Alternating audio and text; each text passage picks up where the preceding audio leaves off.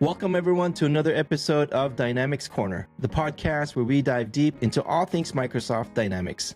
Whether you're a seasoned expert or just starting your journey into the world of Dynamics 365, this is your place to gain insights, learn new tricks, and what GP to BC re-implementation means. I'm your co-host, Kris. And this is Brad. This episode was recorded on October 25th, 2024. Kris. Look at that fancy shirt. I like these fancy shirts. Look at that. Look at that. Fancy shirt, new logo, and new stickers. Many had the opportunity to get these at Summit, and if anybody wants a sticker, they know where to find us and to let us know. And pins. We got some pins. And pins. There's fancy stuff going on. And rumor has it, we may have a new website soon, too. I don't know yet, though. We have to see. We'll have to talk about that later. Also, we are fresh off of the Summit conference, and this was a lot of talk about GP to BC, BC, GP, and this big BC bash. With us today, we had the opportunity to speak with Microsoft MVP Shannon Mullins. I guess Microsoft MVP is redundant because the M means Microsoft, but MVP Shannon Mullins about what a customer can do to prepare to migrate, or we're not going to use the word migrate, as you'll hear. Yes. Re-implement GP to BC, as what partners can do to prepare themselves for BC, and also some other cool conversation tips and tricks for GP to BC.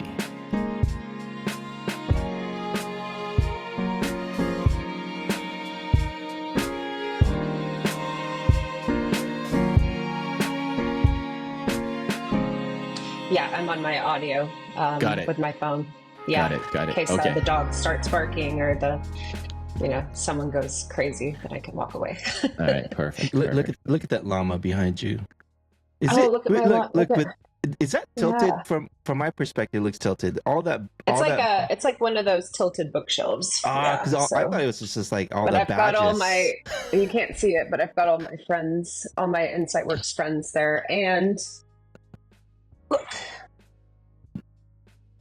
Nice. This is my newest friend that Brian brought me because I missed TechWorks, and that was really sad. What's his name? It's Do you my new name friend. those?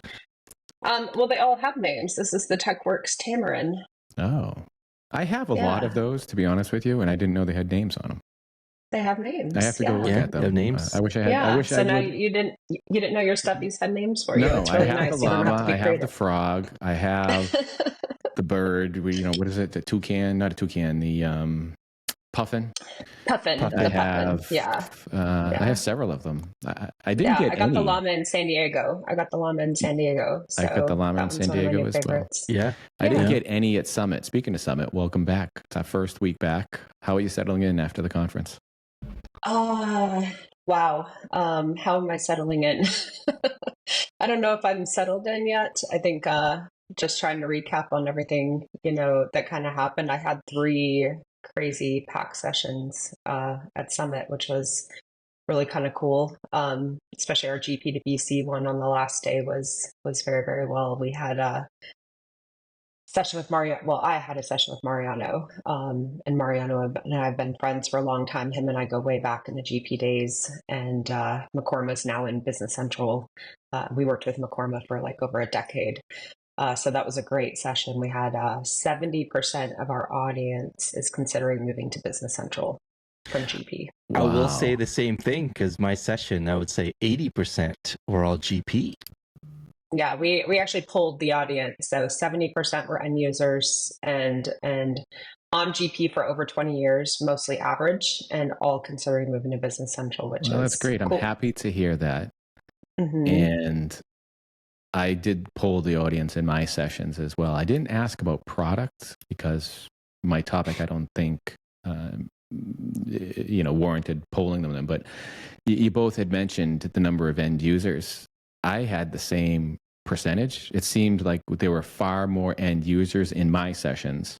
And from hearing from both of you and others, they felt the same way. So it's nice to see a conference that's intended for, it's by the community, for the community, for end users, as well as partners as well, to share some knowledge, just to see a lot of end users there. And I will say, I hold the GP to BC topic thought, because I have a lot of questions for you on that. But the Riverwalk area was beautiful. Oh, it was Oh, stunning. yes. We did it at night. It was fantastic. And I drugged my 15-year-old. He was working with me at the booth. He was our intern this year. And I made him go out, and he hates touristy things. But I said, we're going to do a touristy thing. And we did. We did the boat ride. I love boat rides in cities, and that was lovely. And the restaurants, and it was great. It was a That's nice very good. area. I'm happy that I was able to get out and walk the Riverwalk. I went out for lunch and dinner a couple times just to see a lot of times I always say I've been everywhere but have been nowhere. So to finally this time I said I made a conscious effort to say I'm going to get out and explore where time permitting. It was nice to get out. And I too enjoy those historical boat rides. So the boat ride was beautiful going through downtown San Antonio, but the history of it as well. I know a lot of It's cities, Boston crazy. has it, Yeah. Florida has it in many cities where you can go through the canals and you You just have get to a do those history. things. I enjoy it. And you Yeah. learn so much about a city and the history of it, which just enriches the experience. And I think you appreciate it a little bit more. So, well, I'm happy to hear that you had Yeah, it. those people who are going to Dynamics Con, I would say live because I'm so used to saying live, but Dynamics Con, so Molly won't correct me later. In Chicago, my favorite thing to do in Chicago every time I go is to do the architectural boat tour. So it's the best boat Oh, tour in Chicago. Sign me up. I'm Sign me ready. up.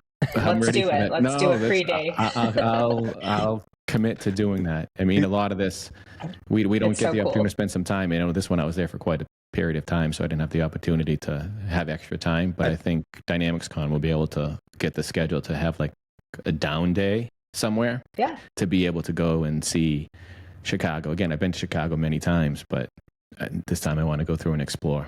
I think that's a stage Yeah. in our lives where, as you get older, you're more interested in history. Because when we were over there in San Antonio, I did the ghost tour, and they were doing historical conversation as well. So I'm excited about Chicago. So Shannon, if you have any ideas like that, historical museums or even like museums, I'm always perusing around.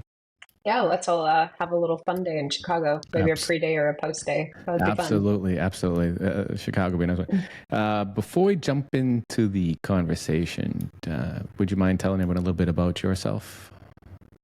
Yeah, my name is Shannon Mullins. I'm Microsoft MVP for 5 years now. So just hit my 5-year mark, which is exciting. Congratulations. And Congrats. thank you.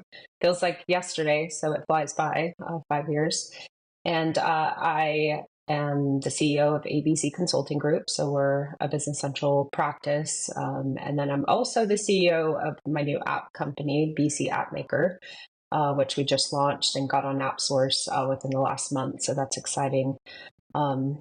Yeah, international speaker. Congratulations on the Thank MVP. you. Congratulations on the BC App Maker. I think there's a definite need for that.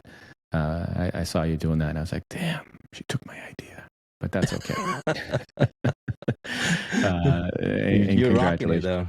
And congratulations also on your company. I know you did that a couple of years, and it seems to be doing extremely well. So I'm happy to see that for you. And as we started talking about the sessions. You had mentioned your sessions of GP to BC, and Kris talked about in his sessions, and we've had conversations with many at the conference there in GP. You're looking to potentially move to Business Central. Could you tell me a little bit of your history with GP? Yeah. So I have 2 degrees in accounting. I have a master's degree in accounting. But when I was finishing my bachelor's degree, I actually got a position as an accounts receivable clerk for a mortgage company down in Tampa. And they actually pulled me off of that and put me on a project moving us from QuickBooks to Dynamics Great Plains. At that time, it wasn't even Dynamics, it was just Great Plains. And so I was on that. That was actually like one of my first projects coming out of college, was doing this migration. And I was working with Microsoft Partners at the time. Microsoft had a group called Microsoft Partners. And I got to be part of that process and really just enjoyed it. I enjoyed the whole process of migration and integration. And at the end of that project, they actually wound up offering me a job, which is a long story because, back then I was like, there's no way I could travel and leave my kids. And I had young kids at the time. And here I am 20 years later, over 20 years later, doing exactly what I turned down at that point. So You it's a really small are. world, but You really are a jet setter these days. It's always like, they have yeah. like the Where in the World is Waldo back from when I was younger. Now it's Where in the World is Shannon. Yeah. So that was my history of it. I mean, I started as an end user and a super user, obviously, as part of the project, and then went on to take 4 more roles in private accounting before I finally got into consulting. So my history with GP is very, very rich and goes back very, very far. So you were an end user for GP and you used it for many years, and you have a deep understanding of the application. When did you transition to BC? Yeah, my last year of like private accounting, I was like an acting CFO / controller, and part of our project was to get all of our SQL reports converted from Crystal reports. So I actually learned how to do SQL reporting and got a lot into the database admin stuff. And so I really found it fascinating. Accounting is kind of repetitious. You do the same thing over and over again. And I was like, Are you saying it's boring? yeah. I mean, I love my accountants and I still love accounting. I still use it a lot, but yeah, it's kind of boring. So, Let's just say so it when I how it moved, is. Repetitious so when I moved to equals boring. Charlotte, yeah, when I moved to Charlotte, I had the choice of going back into private accounting, or I thought, well, maybe I could be a consultant. Maybe at this point, this is a good time to get into the consultant type roles. And I applied for a lot of accounting jobs, and I applied for one consulting job with Enerdine Artists, which was out of Charlotte.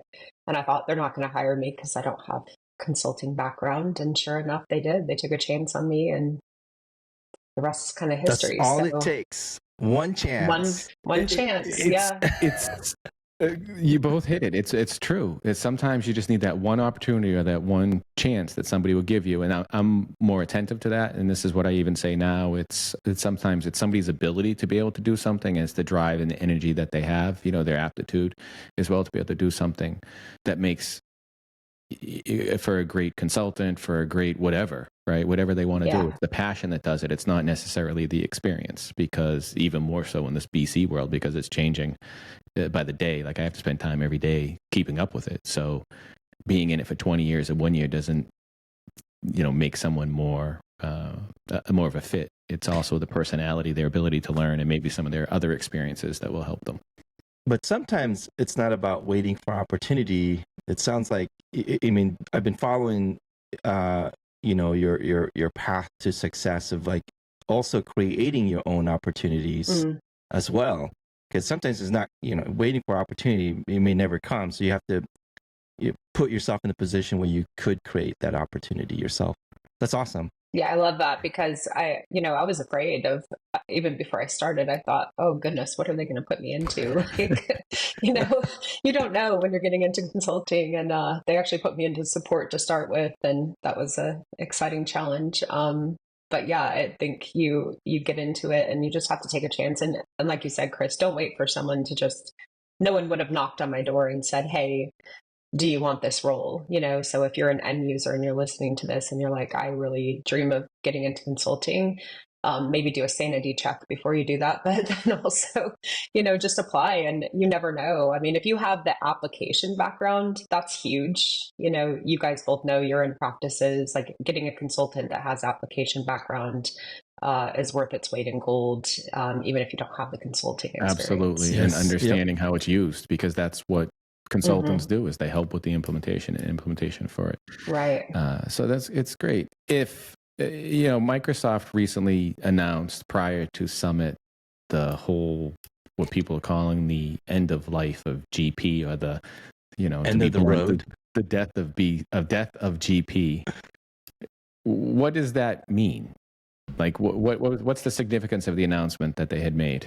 You're coming from the GP. It's coming from someone's GP. Yeah. Yeah. So let me give you a little background of how I got to where I'm at, because I'm not. I do some GP work, but I'm now mostly Team BC. But wait a second, you can't be a trader. I'm not a trader. I'm a migrator or something like that. I don't know how to put it. I still, GPUG forever, because, that's my roots and my history, and I have lots of friends, and still a passion for the product. But, at the same time, things change, technology changes. I used to be a Windows Phone user, and now I'm an Apple user. So you can Yes, change, I like you you now. can I still change. like you. If you would have told me you were an Android Yeah. user, Oh, no, no, no, I sir. But remember yeah, I mean, Windows people can Phone. change.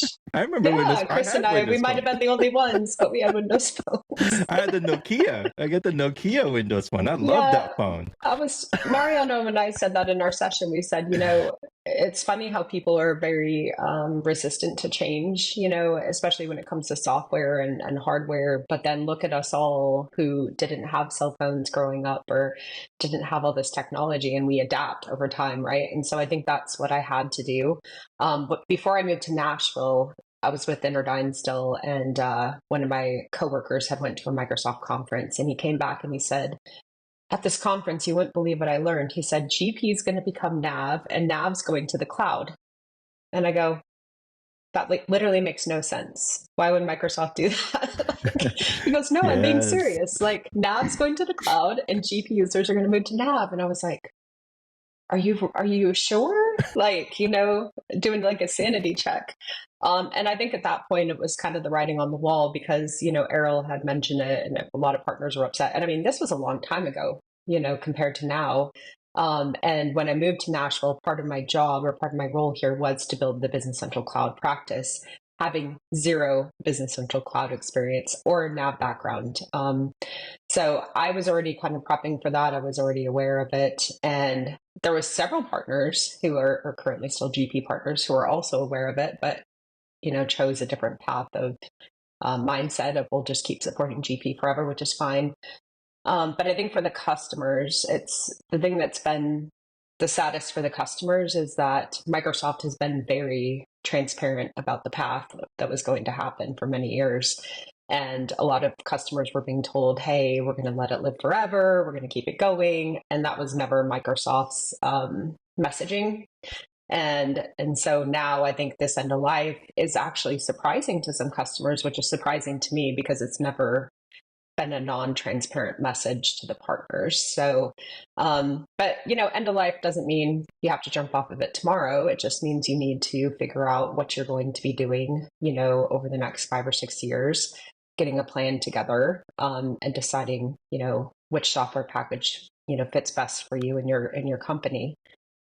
So, Yeah. so with that, you bring to another important point and something I've been thinking about. And again, paying attention to this and talking with GP users last week, as well as the other individuals such as yourself, Kris, and many others in the community.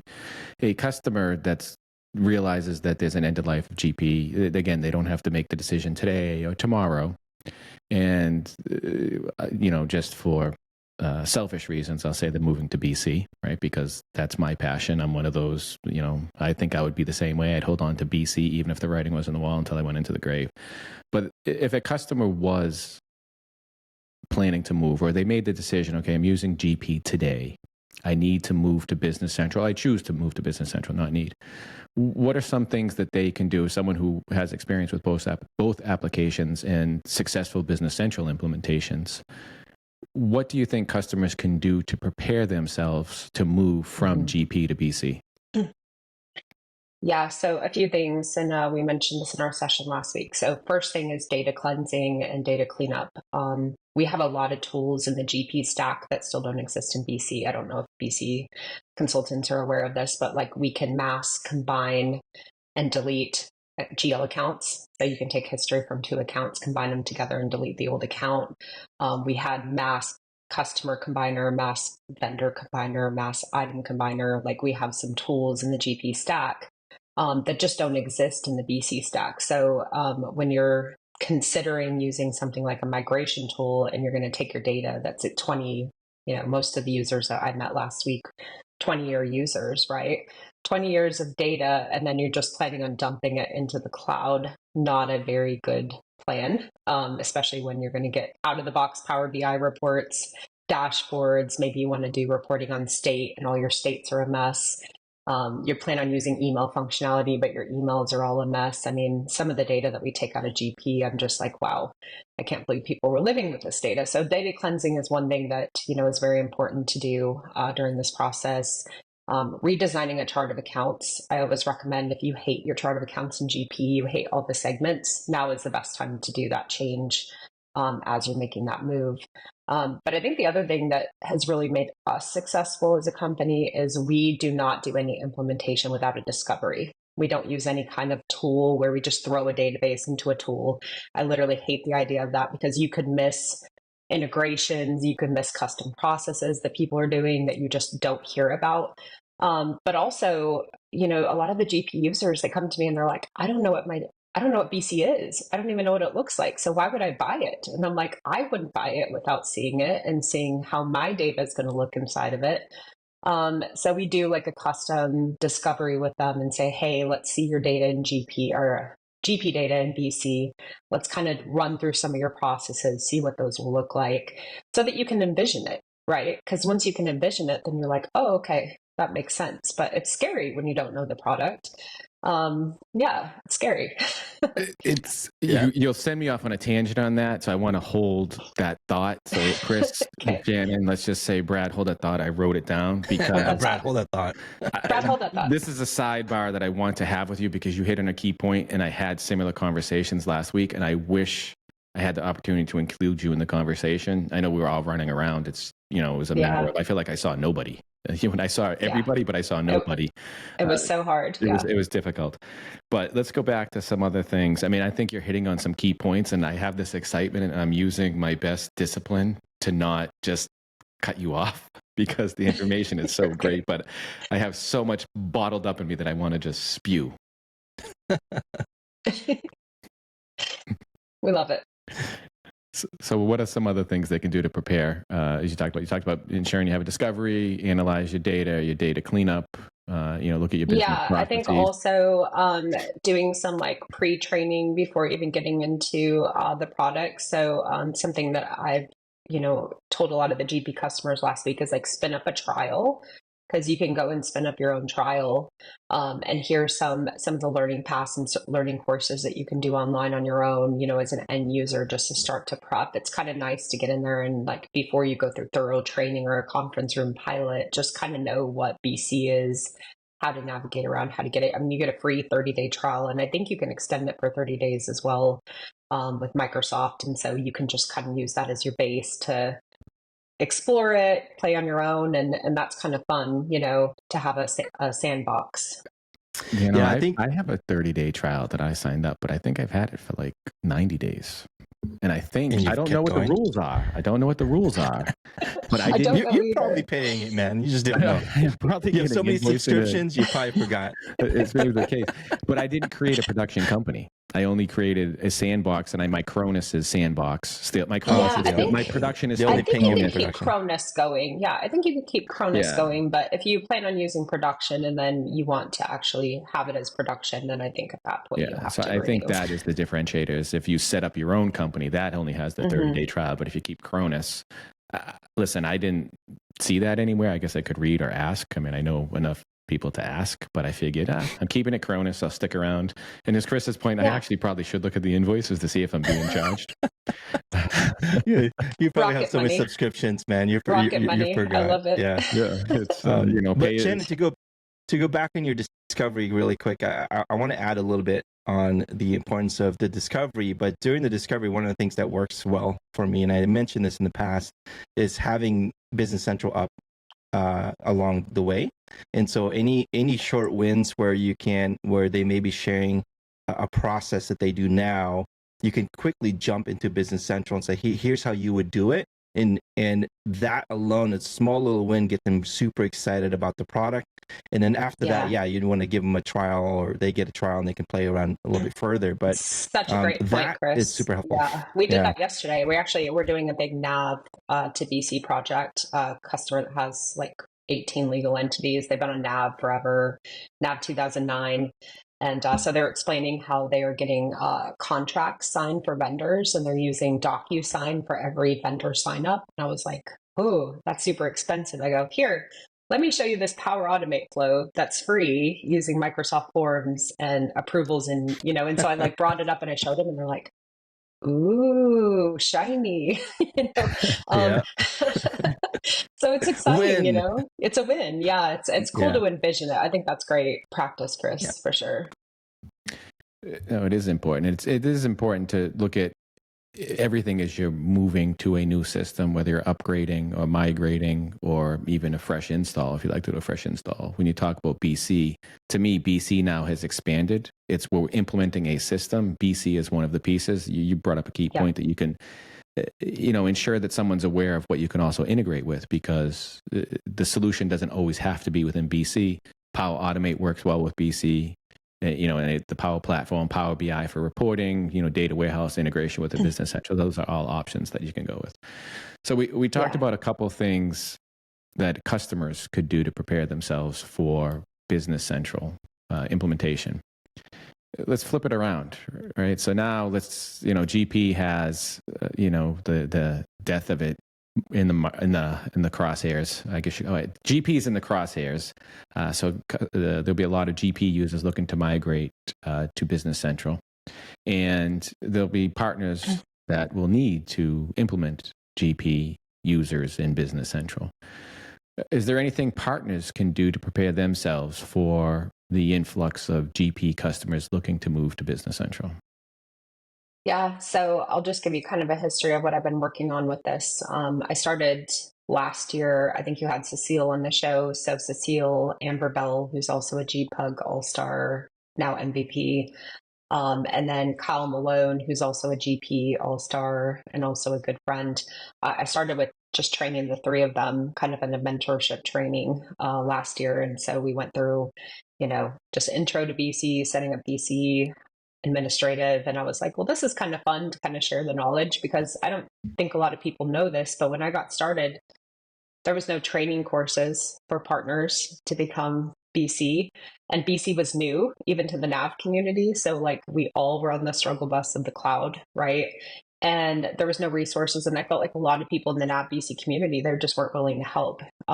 Especially you're coming from another product as a partner. It's just, yeah, it was a different world. And so now it's really cool because we have the resources. So I started doing these paid training classes for partners. I started out with Brian Hack's group in Canada. I went on site and trained them how to do, GP to BC. And then all of a sudden people were asking, hey, can you do that class again? And so I did it again. Well, back about 4 months ago, Microsoft called me and said, hey, we're thinking about doing this GP to BC cohort where we're training partners in not only the transactional training, the admin training, but also pre-sales, marketing, go to market, everything like that. So do you want to be the trainer for the product, from a GP to BC perspective, but then we will also do the other trainings as part of the cohort. So we started our first cohort in September. We ended that one just a few weeks ago. It went really, really well. So I was training GP partners that I've known a long time. It was really kind of cool to do a administrative training and then a transactional training, and pretty much show them core finance, start to end, how you do that from both an admin setup and a transactional setup. But while we're answering the questions of, okay, does it have this? Does it have this? What about this in GP? What about that in GP? And that's going to be hard for NAV BC partners to help a GP partner, because you don't know what we had, and we are still missing features in BC. And so, being able to train people that way. So it's been really fun. So we have our next cohort that starts Monday. That's a 4-week cohort. And then we have one more planned that's going to start in February. So, Brad, I can give you the link if you want to put it with the video for those people who are watching. Absolutely. But Microsoft is leading that, and Microsoft's investing in it. So they're calling it the Reskill program. They already had the Skill Up program that they were doing for folks coming from other backgrounds coming into consulting. And now this is taking GP SL partners and bringing them into, the BC NAV world and really helping skill them up. So yeah, it's really cool. I wish they would have had this program when I started. It wasn't even an option. So I feel fortunate to be part of it, to give back, because a lot of people gave to me and helped me out during my process. So it's really kind of cool to give back to the community. No, it is nice to give back. That's awesome. It's also helps for the success of the product. I look at, I keep saying rising tides raise all ships. We've been saying for a while, and successful implementations lead to more successful implementations, lead to people wanting it. So anybody who works in the everybody wins. Everybody does win. Customers also win, which is the most important because they have successful implementations. Back to that link. Can you tell us what that link is, just to anybody who may not be able to see the show notes, just so they could search or look it up, so they can learn more about it? My guess is, and I don't know it off the top of my head, but it's probably aka.ms/reskill. But yes, I will definitely get you the link. If you just look up the Microsoft Reskill program. No, absolutely. And Microsoft's also got, for the customers listening, well, I'll also include the link. They have a GP transition page where there's a lot of resources out there for you to, do your own research on moving to BC and, different offers that are involved and things like that. So I'll include the links for both of those. So yes, definitely. Please. We'll have to share those, because I know that individuals get a little nervous when they see that happening. They do have time to prepare, which is good. It's not something that somebody has to worry or stress about it today. But as with anything else, if you wait until the last day, you may have a problem, right? You still can maybe run the software, run the applications, but as technology changes, as things change, you may have a challenge. So as we've been talking about, I think there are things you can do to prepare for. Did NAV people still had the same amount of time to prepare as well? I felt like it was cut pretty short. Like NAV 2018, it's like done. You're BC 14 now. That was it. Well, I mean, technically, you can still run NAV 2018. You're just not getting any of the maintenance or support type issues. And I do think that the adoption from NAV to Business Central was a little easier. I mean, again, it's different look and feel, but a lot of the core functionality hadn't changed. It was a little bit easier, but I think some individuals going from GP to BC might have a wider gap of transition, which leads me to ask you this. I have a list of questions for you. Okay. What are some of the key differentiators between GP to BC? We talk about, you had mentioned some tools that aren't in there. And one thing that I hear, and I'm happy that you mentioned, maybe even not directly, is even the differences of, I have a chart of accounts here. It's called chart of accounts. Is it called chart of accounts here? I have a process for accounts payable here. What is it called here? Because some of the naming is not the same. Yeah. So I know that some of the processes, and even if you're going through an implementation, talking about one from Business Central speak, as I'll call it, to someone who doesn't understand Business Central speak, is like someone speaking two different languages, trying to communicate and understand each other. Yeah, it's not a one-for-one mapping, right? So I think full systems can accomplish the same goal. It's just how you get there is different terminology and different processing. So I really hate the word migration. I'm writing a book on how to re-implement from GP to BC because I think that's the best path. And part of that process I'm talking about is, hey, be aware of in BC, this is how you're going to process, right? And it's not the exact same how you do it in GP. So some things that are missing that we just don't have. I talked about the combiner modifiers. We don't have that in BC yet.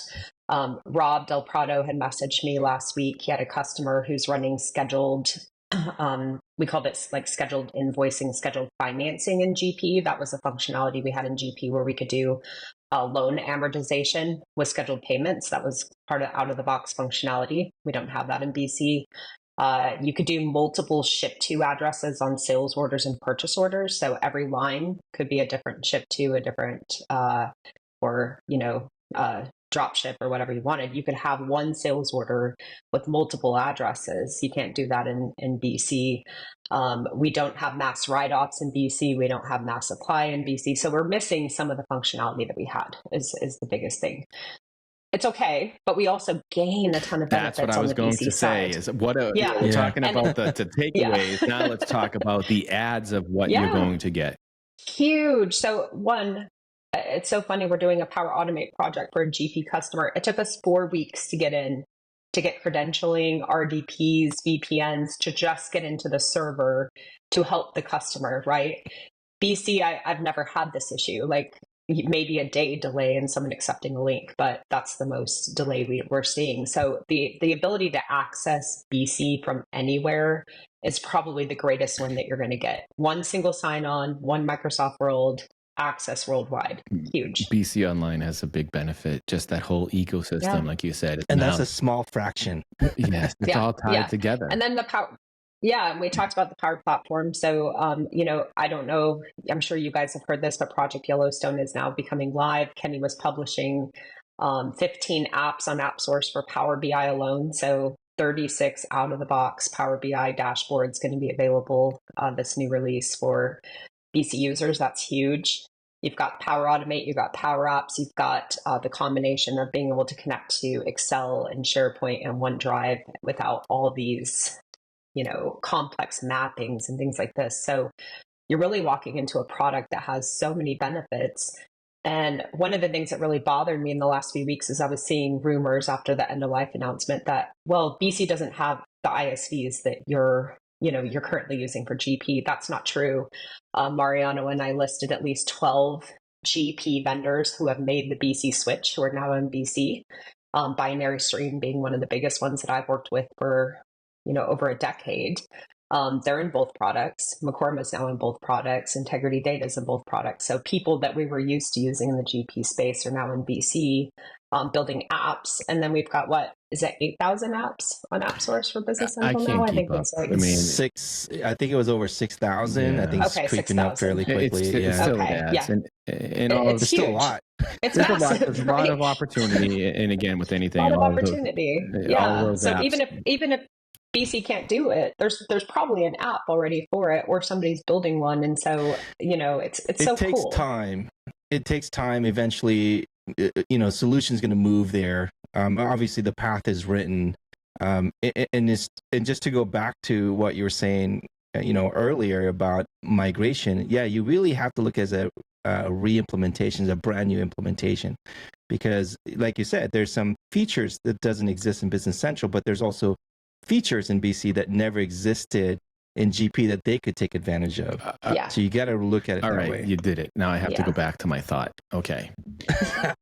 You started talking about this, all right, with an implementation. I like the new implementation versus migration process. You also said something in conversation where, with a discovery and understanding someone's business process. For many, many years in Business Central, I've seen people go through a discovery. Someone explains their process as it is today. And then they say, okay, well, you need to have these modifications. We're going to make these modifications. We're going to put it into the system and have it to work with you. Okay, I'm of the mindset now, and I'm going to say, and I want your opinion on this, and don't agree with me if you don't. Why do we do it that way? Why don't we say, here is the application. Let's put your business in it, see how it works with no modifications. Along the way, we can determine maybe you need a modification for a specific process, or maybe you can change your process slightly to have the efficiencies of using it. Because I can't tell you, I'm furious about this in a sense, but you can't tell. Because these are some of the conversations I had last week. And I was talking to them, it was like, why are we doing it this way? Are many partners doing it this way? Because the modification may be unnecessary. And how can you tell someone they need to make a change before they even touch it? 2, I can't tell you the amount of modifications I went in afterwards and found they couldn't use Business Central a certain way because the modification prevented it because they wanted it to go a certain way. And 3, I'm not counting, but let's just pretend I said 3. What was I going to say for 3? The modification that you're making that's a business requirement may not be a real requirement. It may be a limitation of the previous system. Because I will go back to the very early days of my consulting. And like one of the first implementations I went on back when I was a young boy. Because I've been doing this for a long time.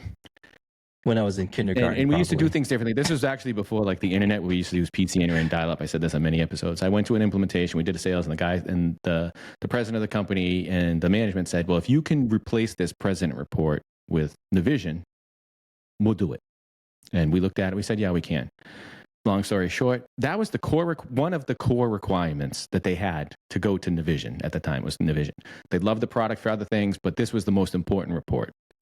So I said, okay, we can do it. And we looked at it, and it really wasn't a big thing. But back then, it was like the green paper, because everybody was coming from those old systems. So it was like this thick, right? And we'd like put it on, like, oh, now you can do it online. You can preview it. It was great. I traced through what they did with that report, okay? It ended up on the president's desk. He threw it away. Why? Hold on. Because that report was printed by a woman in the office. She then handed it to someone else. who then handed it to someone else, did that a couple times, and finally got to the president. They all thought the report was meaningful to someone else. And nobody did anything with it. So ever since then, I've learned in implementations, ask why someone's doing something. And if they can validate why they're doing it, or they can articulate why they're doing it, then it reaffirms that they're doing it the way they need to. You know, because oftentimes, how many times you've heard, oh, we've always done it this way. I don't know why I'm doing that. I don't know why I put the external document number in there, but it has to be there. I'm sorry. Or understand the value. I went on a tangent.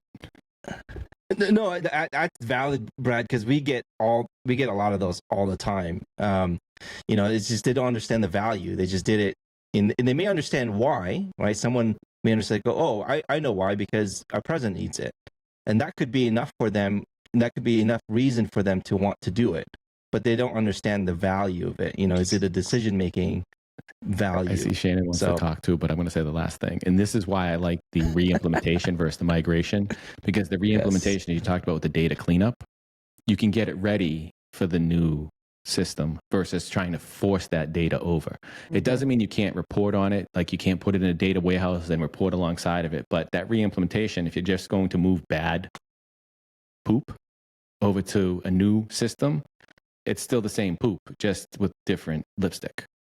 What are your thoughts on that? I want to hear you. Yeah, I think it's the same with, you know, with just using these migration tools, right? We're taking the same processes that we did and we're assuming BC can do them. And then we're getting frustrated at BC because it doesn't do what we expected it to do, right?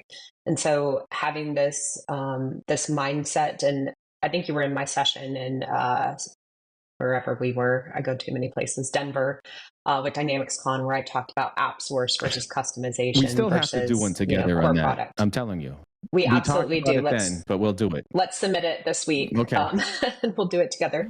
You got time. But it was a good session. I mean, because, you know, we always lead with the mindset of we want to customize last. And that's the way your partner should be leading. And you guys, it sounds like you do the same thing because, you know, we get into these discoveries and I always tell them we need the people actually doing the product in these discoveries, right? Whoever's working in GP right now, I need them on the calls, but I also want some executive people on the calls. And why is that? I want them to hear what their end users are doing, because a lot of times as we get into these discoveries, the CFO will be like, time out. What the heck are we doing? Like, why are we doing that? They had no idea that, you know, someone's pressing the button. They've been pressing a button for 30 years. Or they're taking an Excel file and they're spending 2 days formatting it so they can import it into a system. And someone's going, you do what? Why are you doing that? We could have integrated that, you know, years ago. And so this idea of like trying to automate as much as possible going into a new system is my mindset. Like you should try to automate as much as possible. You should try to leverage the free tools that Microsoft's giving you. And then you should get a fresh, clean start on your data, how you're processing. And like you said, Brad, try to use the core system. Like BC is a very robust system, especially compared to GP. I personally think it's got more robust functionalities, especially when it comes to distribution, manufacturing, service, projects. Like we have some really robust features. And so why are we not trying to leverage the system first? And I've come in like you, I've come in where other partners have done the implementation. I literally have seen customizations where their field already existed. Yes. And the partner didn't know what they were doing. And they created the field again. And I go, can you go to personalize? And I'm like, go to personalize, add field, bam. There's the field that they never saw because the partner didn't know what they were doing. And the application is evolving so rapidly and the functionality is being added that you really need to. And this goes back to where you had mentioned training and working with someone who understands the application, because the days of, oh, we're just going to develop it because we don't know the application don't work anymore. I mean, back in the early days in the vision, I've seen people rewrite entire systems because they didn't understand how sales order processing. That's not going to work because there's a carrying cost of the modification and the features that are coming out. You actually do put yourself in a box. In some cases, it's replicating it. So kicking the tires, as I call it, and just go through your entire business cycle and see what it works. And it will save you. It may sound like it's timely up front, but it will save you so much time in the end and ongoing time. The development option is actually, I feel like it's further out now, because if you look at on the Navision days, Brad and Shannon, it's like where, you look at it, can you do it out of the box? Can you change your process? And is there an ISV? And an ISV is typically something that a partner has maybe a handful of them that they always recommend, and then do development. Now with Business Central, it's now further out, not only with new features coming out consistently that Microsoft's putting out, but of course, look at out of the box. Can you do it? Can you change your business process? You look at the app source, there's now thousands of choices. You don't have to depend on your partner to only sell you 3 things, right? Now you have 6,000 plus or so. And then you have Power Automate as another option, right? Before you even do a customization. So now it's extending that path for you before you even decide to do a customization. It is amazing. Again, I will say there are 6,000 apps, so whatever the number will be whenever this is out today. But just because there's 6,000 apps, it's like anything else. You should evaluate those apps before you assume they're going to work 100%. Well for you. And I will always say, anytime someone talks about apps, just because 2 apps don't work well together doesn't mean they're bad apps. So I don't like to see someone say, oh, this app doesn't work well because I tried to do this. Apps have a specific function. They may not work well together. They may be great individually, but they may not work well together because they serve 2 different functions that compete each other. I did see someone put in 2 apps that didn't work well together because one had a specific action on a field. The other one had like the exact opposite action on the field. And they wanted these, simply put, but they wanted these apps to work together, but they didn't because they weren't intended to do the same thing. Other areas were what they needed, but there was an overlap and it didn't work. So I'm happy to Well, and a good partner will help you figure out what those conflicts might be, and then may work with both app providers to say, hey, can we slightly modify, one of these apps to make it work together? I will say, like, my relationship with Binary Stream, we've had to do a lot of app relationship building between apps that we recommend and Binary Stream. But I always recommend to customers, like, get a partner involved when you're, Summit's a great way to explain this. You guys were in the expo hall. I didn't even get through one aisle of the expo hall in 2 days. And the users walk in and they're like, holy AP automation tools and AR automation tools. And, they're walking through and like, this is so cool. This is great. But they're talking to an ISV that doesn't know their system, doesn't know their solution, doesn't know what was built. And so they could fall in love with something that just is not going to work in their current environment, their current status. So that's where your partner, having a good relationship with your partner, comes along, who can give you like good advice and say, yeah, that'll work or that won't work, because it's overwhelming for a customer to try to figure that out on their own. It is, and they can find every shiny new object, which is good too. So I went on that tangent. I don't know if I give anyone even the chance to respond, but that's kind of been the thing that has been on my mind for the past several months as I'm seeing these implementations. It's develop last. And like you said, it's AJI did the development track or academy session prior to.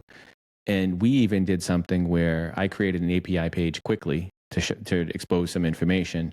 AJ then was able to, again, we did this live, how quickly it was to create an API page. And then AJ was able to develop, because he does really well with Power Platform as well, was able to create something in Power Platform to ingest that API, to read some of the data so they can then go continue to process. So it's important to take a look at the stack that's available to you and how you can solve a solution, because anything that you put in, you do have that carrying cost with you to maintain that as you move forward. So taking advantage of some of the tools. I want to bring up a point to piggyback on that, something that I'm seeing, because we've inherited, a couple dozen customers in the last year, cleanup work from another partner. But I will say one of the worst things that we're seeing is that we have customers who have code that they don't even know what the code does, why the code's there. The partner created the code as like a PTE. There's no GitHub. There's no DevOps. There's no deployment tool that this code is kept in. Nobody has contact with it. And so what I'm seeing is a lot of, I'll call them ad hoc developers, creating code and then just leaving it stranded for these customers to deal with. And it's such a horrible practice. You're going to get me on behavior. viral right now. Steve Endo and I have talked about this at length. I'm just going to be quiet because I want to have another episode on that, and I'm trying to line that up. But you just triggered frustrations. me. Yeah. You just triggered I'm a functional person. I'm a functional person. It's frustrating for me because, you know, we're working with one customer we just inherited. We have code in their environment that's named after SOWs or work orders. So it's like QX-75. No description of what the code does. It's sitting there and we can't download the code, and the customer doesn't know where the code is, and the developers aren't responding. And so here we are with this customization that the only thing we can do is uninstall it and see what breaks. But it's not about function, though. Wait, because then you get that email saying, "Oh, your extension's not compatible with version 25. That same you need to upgrade it." 20 emails over the weekend, 20 emails over the weekend against 25 saying all of these extensions Wait, I are got going 20 to emails break. from somebody too. I have to see if you're on that same list. No, but it's not about the functional side too. I mean, you look at it from a business aspect of you trying your very best to save this client, and you literally can't do much if nothing is documented, which is really, really frustrating. 100%. It is, and as a partner, anybody who's doing, you know, as a business owner, again, they work with partners, or they work with other consultants, individuals, because you don't have to have a partner for some of these things, right? You can work with people, work with independent consultants. But all of the independent consultants, all of the partners, and should work with the customers to educate them, and customers should also be educated. If somebody's making a modification for me, I should have access to that code. Yes. Right. Unless it's an app or an ISV or IP that they're purchasing. Again, it depends on your arrangement, your agreement, but they do not realize how hurtful it could be to their business, to the point where, depending on what it is, you could shut them down if it's no longer compatible, nobody can edit or nobody touch it, and nobody knows what it does. So you need to make sure you have automated testing and deployment against future releases and all of that. We won't get into that tangent, but I will say this from a GP to BC perspective, though, just to reel it back into the conversation we're having today. In GP world, it was probably similar to NAV world. You could build a customization and then never upgrade GP. And so you never worried about this code until you had to do an upgrade. And this is why a lot of on-prem customers just didn't upgrade, because they didn't want to deal with the cost of upgrading their extensions, essentially what they created in GP. And so now you don't have a choice, right? You've got that 5-month window to figure out some kind of game plan with your code. And so it's good for those GP customers to be aware that, like, you are partly responsible for your own code, making sure you know where your code is, making sure someone can support it. I've seen a lot of GP customers come in and they're like, oh, I can do AL. They watch some Eric Hogard videos and they're like, I'm just going to. I love Eric, but everyone who I talk to who is like an ad hoc developer, that they watch some YouTubes, and so now they're like, okay, I can do AL, and I'm like, well, guys, where's your repo? Oh, we don't have a repo. We just opened this up in Visual Studio and coded it. I mean, that's not the intention of what Eric's doing. Eric's is geared towards more developers and showing them, but like you said, as people take this and they're like, oh, I'm now an AL developer. Yeah, and it's cool. I love that they want to learn, but it's also the code maintenance and the code upload. It's the responsibility that goes with it. It's the responsibility, and also keeping up with the upgrades, because you do have to keep up with the upgrades. It's cool that Microsoft's releasing hundreds of new features next month, but a lot of customers just assume that the partners are going to take responsibility in BC world to do the testing and all of that for them. So there's an ownership that I'm seeing. A lot of partners are not explaining to their customers, right? As we go live, we're like, okay, we're going to do admin center training. They're like, what's admin center? I'm like, this is what you're going to be responsible for as a customer, of maintaining your upgrades, knowing when your upgrades are coming, setting your upgrade windows. I want them to know, because if they ever want to leave me, they should know, hey, this is when upgrades happen. This is what I need to do. And this is the testing I need to do. We didn't worry about that in GP world. It's just like you upgraded when you planned it. Yeah, it's the NAV, the days of OTO, which is good. But just to jump onto another thing, we talked about, I'm going to quiz you before I talk about the next thing. Did you? Oops, I dropped it. Did you get a sticker? I didn't get a sticker. And I didn't get a little badge for my lanyard. Whoa. Chris, I got some for you. You didn't get her a sticker and a pin? So I will tell you this: if you can get it to me by Thursday next week, then I will wear it in Vienna in honor of both of you, who I know Chris, can't go to send it over Vienna. to her. So Chris has yes, them. Send Do you me your Do address. you I'll have mail it. stickers too to send her? You can distribute them for Yeah. us. Send her a pack. Pins. And I want to see have them a over button pin. And then because look, you I do the love tweet. stickers. pin. I've got. Well, I'm not going to flip my computer around, but I have stickers. Oh, I love the shirts too. We even have shirts now. Fancy. I love it. Look You at guys. that. So I will say We're this. trying to be official. I know we're talking about me, but I'd love to talk about you guys because I was telling Brad, I just did the long drive to Texas and back for Summit with my son, and I listened to probably at least 12 of your episodes on the road. And so I normally don't get to watch these, I get to listen to them, but it is really, I really appreciate what you guys are doing because it's really cool that I get to hear what some other partners are doing and Microsoft's doing and ISVs are doing. Like, it's really kind of cool to listen in and great to be part of this. So thank you for inviting me. No, we appreciate it. We appreciate your time. it. Again, I tell everybody, Yeah. time is the precious resource of life. It's the currency that once you spend it, you can't get it back. And who you spend your time with or what you spend your time doing, you have to be conscientious of because that's time that, again, you're not getting back. Speaking of that and GP moving on, we used to have this fabulous GP, or we still do, I guess you could say. I don't go, but like a GP online party at Summit. Right. This year, there was a new BC party called the BC Bash, which I am happy to see we have a BC Bash. And it was the first annual BC Bash, which also was the brainchild, I guess you could call it, of you and Tanya, from what I understand. Yeah, I'll give you a little backstory of that. I do want to hear the backstory, so I was going to ask you. And So, I'm going to say this is Nashville will be crazy. That's all I'm going to say. Or it better be crazy. Man, I'm not even saying anything else. I'm looking forward to Orlando next year and seeing what the BC Bash is going to be. But I have a feeling. Anyway.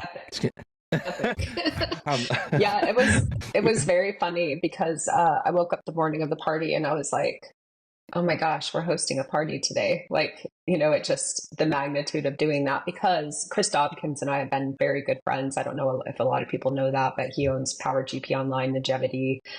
Been very good friends with him and Melissa for a long time. In fact, we'll always go to their party and support them. And I was with Tanya a few years ago and we were like, we should do a roller skating party at one of these conferences. Like, we had this idea of doing a glow in the dark roller skating party. Yeah. And then we thought alcohol and roller skates and liability and maybe broken we're not able to do fingers. this. Yeah. so broken that necks, kind of went down broken necks. You fall, you break your leg and your neck. I thought fingers should be common because you fall and you try to catch yourself. I've sprained my fingers. Yeah, exactly. Yeah, we don't want injured consultants or users. And so you need keywords. Last year we were in Portugal. People that don't know, Tanya and I travel a lot together. We both do kind of similar things. We don't compete against each other, been good friends for a long time now. And so we traveled together and we'll be in Budapest next weekend together, planning next year. But we were in Portugal and we're sitting there over a glass of wine and we're like, we really need to have a BC party. And mostly because GP was a very tight-knit community. It was for a long time. Like, GPUG grew and grew and it was huge and everyone was very tight. And so the Power GP party celebrating the GP community, we loved that idea of it.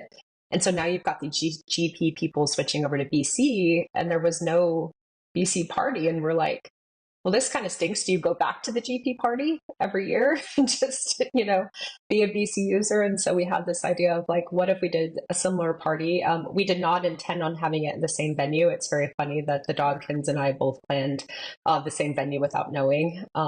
We announced within like a week of each other and both at the same venue. But it was really interesting. But that party, we had, I think, close to 750 people our first year. We had Mike Morton out on the dance floor and Blage and Kenny and everyone having a great time. No, I went over there. It was a pretty nice event. And it was also co-sponsored by, you had some co-sponsors also for putting on the back. We did. So we had Notice, Netstock. We had ERP Connect Consulting, which has been Cole and all of his tools that he's building for Business Central. And then my buddy, my lifelong buddy and friend, Anthony from Cosmos, we go way, way back. So to have those sponsors come in the first year, and it was funny, I asked a lot of ISVs and sponsors to be part of it, and they were like, I don't know. We have already our sponsorship money. And now we have like a line of people who want to sponsor next year, which is great because I was going we to need say, I it. bet you do, because that was such a success that it was on there. Yeah. I was fortunate enough to go for a short period of time myself too, and I put on the nice fluorescent glasses or the whatever. I tried the blue drinks. The blue With the drinks ice were cubes? good. Actually, that was Mike Morton's favorite drink, the BC Buzz. He, Oh, really? I was buying him Nice. drinks, and I said, "Mike, what do you like?" He says, "Ooh, I really like this BC Buzz. This is good." So all I have to say is Nice. for next year is I just need to make sure I just have that VIP badge, just so I feel Yes. good. So next year we are planning on having unlimited drinks and VIP passes for the BC folks. So that'll be really exciting. We're an open community party. We're not going to discriminate, but it is cool to celebrate with the BC community and members and users. And some of the people that were at our party were actually GP users considering moving to BC. So they got to see how fun the BC That's what it community was, is. and again, it is. Yeah. It's Yeah. the BC community. You talk about the GP community. I'm not going to take away from that because I don't. I can't even comment on it because I'm not part of it, nor have I attended any of the events. But the BC community really is a tight knit community, even more so now than it was many years ago. And I think it's because we all have to move forward together. And that community is partners and partners as well as customers included in that too, because there are many customers that talk with many partners when they're there. They, share knowledge and share stories. So I'm very appreciative that you had the BC Bash. I'm looking forward to it. As soon as, I complained about having to register, but as soon as the registration opens up, I'll register for that one. But I was able to get in okay. So I do want to say something. I managed to get in. I do want to say something because as I was getting ready and just thinking about talking about this topic today, I want to think of like BC and GP as the dataverse, or not the dataverse. We like the dataverse, but the multiverse. So I'm a single mom of 2 boys, so I know all the Marvel movies. I've watched them since my kids were little. Which, for a girl, you usually don't know all these movies, but Spider-Man, right, lived in 2 alternate universes, and he didn't know they both existed. And so I kind of like to think of that as the GP and BC communities coming together. Like we both lived in different universes. Even the old nav partners. And we're in one. There's your theme for next year. Talk to them. You guys can and the MVPs and the MVPs are like the Avengers. We're all helping, everyone come together into one universe and, trying to save the products. And that soundtrack. If you play that soundtrack, man, wait. I want to be Captain America. Wait. Of course. Okay. Chris, what are you? No, let's do this next year because we're going to be in Orlando, Doctor Strange, right? Orlando, the world of Marvel and Disney. You can do the GP parties of one universe, right? The alternate universe, or you can have, the costume parties the other one, but then you could have it themed, right? This year you did the theme with the neon and everything. It was beautiful. Like I like the theme, right? With the neon ice cubes, the neon glasses, the bracelets, everything that was neon or whatever. Is it called neon? Glow in the dark. Glow in the dark. Yeah. But in Orlando, do it as Marvel. I kind of like this because we would be very close to Universal. Yeah. We'll be there for Universal and Disney. Marvel now is a Disney. That's Disney. Yeah. Yeah, it's not Disney. My kids would be yelling at me right now. Mom, that's not cool Universal. For characters, but that would be because that would be close to Halloween. Yes. So see, big. If you haven't big BC Halloween you haven't bash. planned it yet. All right, Tanya. Big ideas coming next week. But I think it's really cool that we have these 2 universes coming together. And I think that is something that the customers are seeing, is that the unity of the GP partners who are learning and moving over, still supporting their GP customers, but now engrossing into this BC world that we now get to be part of. It's really kind of cool. And, BC NAVUG had a very strong, robust group, and GPUG had a very strong, robust group. And so now you bring these 2 groups together with people who are very passionate. And I think the GP users, as they're learning to love BC, they'll become part of that BC community as well. So I expect the BC Bash will just continue to grow because that community is going to continue to grow. And I like your message there about the 2 universes coming together. I just went off on a party tangent, but I do like the message. It's so cool. I mean, I didn't know you guys, 6-7 years ago. I didn't know, all of you and everybody who's part of the BC NAVUG board and advisory and programming committee. Like, we both lived in the same universe summit, but we didn't know each other, which is just wild to say, okay, I didn't know these folks and now they're my friends.